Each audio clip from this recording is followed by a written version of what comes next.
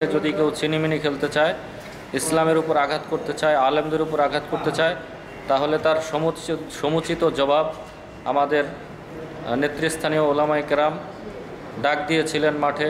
পূর্বেও তারা মাঠে ছিলেন, তাদের নেতৃত্বে আমরা ছিলাম, এখনও আছি, ভবিষ্যতে থাকব।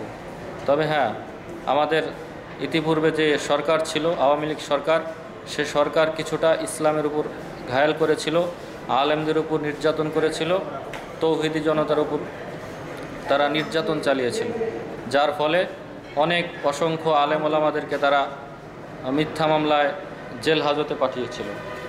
হ্যাঁ, আমরা ইসলামের জন্য রাজপথে সংগ্রামে ছিলাম, এখনও আছি। আমরা চাই এদেশে, এই ৯৫% মুসলমানের দেশে ইসলামী হুকুমত প্রতিষ্ঠিত হোক।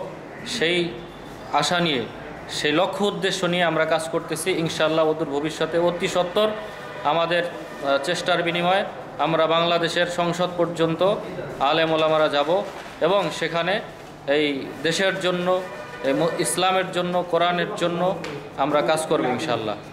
আপনারা কি চরমনাই হুজুরের হাতকে শক্তিশালী করার জন্য আপনারা মাঠে কাজ করেন? শুধু চরমনাই হুজুর না, আমরা কাজ করি হলো ইসলামকে শক্তিশালী করার জন্য। ইসলামকে শক্তিশালী করার জন্য চরমনাই হুজুর তো সে নির্বাচন করে, নির্বাচিত হয়, সে রাষ্ট্রটারে ইসলামের দিকে নিয়ে যেতে চায়। চরমনাই হুজুর সহ আমাদের দেশে অনেক ইসলামী দল আছেন, যেমন খেলাফত মজলিস আছে, ইসলামী আন্দোলন আছে, এরপরে জামাত ইসলাম আছে, ওলামায়ে ইসলাম আছে, অনেক ইসলামী দল আছে।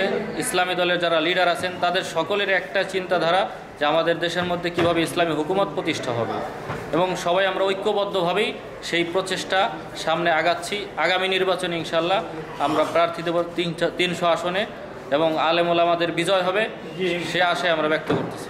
এই যে কোটা আন্দোলনের সময় আপনারা কি রকম সহযোগিতা করতে? কোটা আন্দোলনের সময় আমাদের ছাত্র জনতা, যেমন স্কুল কলেজ ভার্সিটির ছাত্রদের সাথে আমাদের মাদ্রাসা পূর্ব ছাত্ররাও মাঠে ছিল।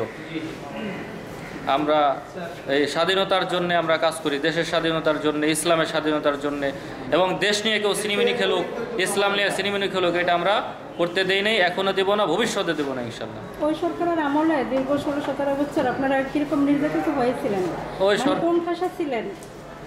অনেকটাই কোণঠাসা ছিলাম, যেটা আপনিও বুঝতে পারেন। হ্যাঁ, কখনো কোনো হেনস্থা হয়েছে? হেনস্থা আমাদের আলেম ওলামারা হয়েছে বিভিন্ন ক্ষেত্রে, বিভিন্ন জায়গায়। ওয়াজ মাহফিলে গেছে, কোরআনের কথা বলবে, সেখানে কোরআনের কথা বলার ক্ষেত্রেও অনেক বাধার সম্মুখীন হতে হয়েছে। মসজিদের মেম্বারে কোরআনের বয়ান দেবে, সেখানেও হক কথা বলার ক্ষেত্রে, কোরআনের বয়ান দেওয়ার ক্ষেত্রে অনেক প্রতিবন্ধকতা ছিল। আপনার নাম কি? আমার নাম শহীদুল ইসলাম, মাদারীপুর। আমি বাহাদুরপুর ইউনিয়নের চেয়ারম্যান প্রার্থী। আর আজকে যে আমাদের প্রোগ্রাম, বাংলাদেশ মুজাহিদ জাকিরিন কমিটির ব্যবস্থাপনায় হযরত মরহুম গোলাম রহমান রহমতুল্লাহ আলাইয়ের জীবন কর্ম শীর্ষক আলোচনা সবাই আমরা আজকে এই প্রেস ক্লাবে এসেছি। আমাদের সারা দেশ থেকে আমাদের হুজুরের ভক্তবৃন্দ এসেছেন এখানে আলোচনা সবাই অংশগ্রহণ করার জন্য। ধন্যবাদ সাংবাদিক। যে আপনাকেও ধন্যবাদ। আপনি যে সভাপতি আছেন।